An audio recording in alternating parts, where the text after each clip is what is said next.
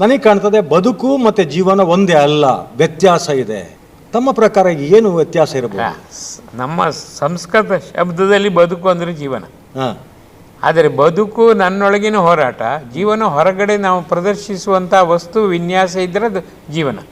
ಅದು ವನ ಆದರೂ ಓಕೆ, ಒಣ ಆಗಿಬಿಟ್ಟು ಒಣ ಆದರೂ ಆಯಿತು, ಜೀವ ನ ಅಂತ ಆದರೆ ದುರಂತವೇ. ಹಾಗಾಗಿ ಬಹಳ ಕಷ್ಟ ಅದು. ಆ ಬದುಕು ಭಗವಂತನಿಂದಾಗಿ ಇದ್ದದ್ದು. ನಮ್ಮ ಜೀವನದ ಒಳಗಿರುವ ಲೈಫ್ ಇದೆಯಲ್ಲ, love infinite, forgiveness, ever lasting. ಜೀವನ ಅಂದರೆ ಮತ್ತೇನು ಅಲ್ಲ, ಪ್ರೀತಿ ಮತ್ತು ಕ್ಷಮೆ. ಅದು ಎರಡು ಗುಣ ಇದ್ದರೆ ಭಗವಂತ ಖಂಡಿತವಾಗಿಯೂ ನಡೆಯುತ್ತಾನೆ. ನಾವು ಸೋಲುದು ಪ್ರೀತಿ ತೋರಿಸೋದ್ರಲ್ಲಿ, ಕ್ಷಮಿಸುವುದರಲ್ಲಿ ನಾವು ಸೋತುಕೊಳ್ಳೆ ಅವ ಹಿಂದಿಂದ ಮುಟ್ಟಾಳ ಅಂತ ಹೇಳ್ತೇವೆ. ಪ್ರೀತಿ ತೋರಿಸೋದ್ರಲ್ಲಿ ಸೋತ್ರೆ ಅವನ ಮುಖ ಕಾಣೋದಿಲ್ಲ. ಹಾಗಾಗಿ ದುರಂತ ಬರೋದಲ್ಲೇ. ಆದರೆ ಈ ಬದುಕು ಬಂಗಾರ ಆಗಬೇಕು, ಜೀವನ ಜೇನಾಗಬೇಕು. ಬದುಕು ಬಂಗಾರವಾಗಬೇಕಂದ್ರೆ ಅವ ತನ್ನಷ್ಟಕ್ಕೆ ತಾನು ಸ್ವಾರ್ಥತೆ, ಸ್ವೈರತೆ, ಸಂಕುಚಿತೆ ಆದರೆ ಅದು ನಿಜವಾಗಿ ಪಾಪಿ ಜೀವನವೇ. ಅಲ್ಲಿ ಏನೂ ಸಿಕ್ಕುವುದಿಲ್ಲ.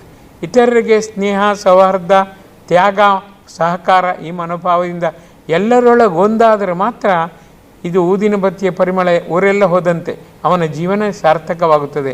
ಆಗ ಒಳಗಿರುವ ಭಗವಂತ ಖುಷಿಯಾಗಿ ತನ್ನ ನಾನಾ ಲೀಲೆಯ ಮೂಲಕ ನಾನಾ ಕೃಪೆ, ಭಗವಂತನ ಆಶೀರ್ವಾದಕ್ಕೆ ಕೃಪೆ ಅನ್ನೋದು, ಆ ಕೃಪೆಯನ್ನು ಪುಕ್ಕಟೆಯಾಗಿ ಹಂಚುತ್ತಾನೆ. ಅನಿರೀಕ್ಷಿತವಾಗಿ ನಮಗೆ ಕೆಲವು ಸರಿ ಆನಂದವಾಗುತ್ತದೆ, ನಮ್ಮ ಸಂಕಟ ದೂರ ಆಗುತ್ತದೆ. ಅದೆಲ್ಲ ಈ ರೀತಿ ನಾವು ಮಾಡಿದ ಪರೋಪಕಾರದ ಪುಣ್ಯ ಅಷ್ಟೇ, ಮತ್ತೇನಲ್ಲ. ಹಾಗಾಗಿ ಭಗವಂತ ಬದುಕು ಬಂಗಾರವಾಗಬೇಕಂದ್ರೆ ಇತರರಿಗೆ ನಾವು ನೆರವಾಗಲೇಬೇಕು.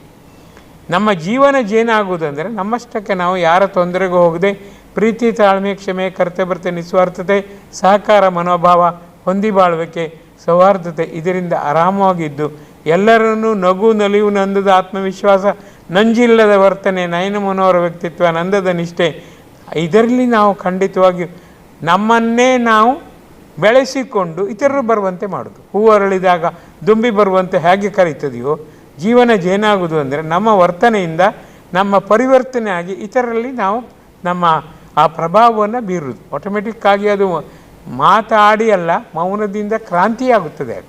ಸೊ ಜೀವನವೂ ಜೇನಾಗಬೇಕು, ಬದುಕು ಬಂಗಾರವಾಗಬೇಕು, ಆಗ ಅವ್ರನ್ನ ಉದ್ಧಾರ ಆಗುತ್ತೆ.